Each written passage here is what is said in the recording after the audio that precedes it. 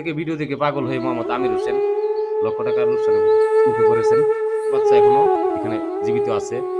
স্ক্রিনে আমি আপনাদেরকে দেখাচ্ছি যে কি পরিমাণে আশের বাচ্চা মারা গেছে এবং ঝুড়িতে পড়ে আছে। আচ্ছা আমির হোসেন ভাই, যে আপনি কিভাবে আশের বাচ্চাগুলো আনলেন? কোথায় থেকে নাম্বার পেলেন? কিভাবে হাঁসের বাচ্চা আনছে? এই আশের বাচ্চার নামটা কি? কেউ বলে থাইল্যান্ড, কেউ বলে কাকুলি, কেউ বলে নাগিনী। আচ্ছা দেন ইউটিউবে ইউটিউবে নাম্বারটা ভাইয়া যোগাযোগ করছি। যোগাযোগ করার পরে বললো আমাকে, বললো ভাই এই যে এই কাকুলি হাঁস, হাঁস অনেক উৎপাদন হতো, অনেক ভালো হাঁস। তখন হাঁসে ভাই অনেক 3 মাস 15 দিনে ডিম দেয়।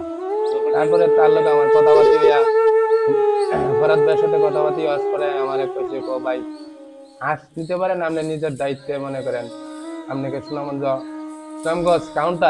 কাউন্টারে আমি বাচ্চা দিব, আপনি বাচ্চা নিয়ে রিসিভ করে বাচ্চা নেবেন। যেমন ভাই 1 লাখ টাকার মতো আমার খরচ হয়েছে। খরচ হওয়ার পরে আমি বাচ্চাটা টানছি। আনার পরে একদিন পরে আমার বাচ্চা আনার পরে 5টি বাচ্চা আমার ক্ষতি হয়েছে। 5টি বাচ্চা ক্ষতি হওয়ার পরে আমার এই পরের দিনে রাত্রে মনে করেন আমার প্রায় 800 বাচ্চার মধ্যে আপনার সামান্য 150 বাচ্চা রয়েছে।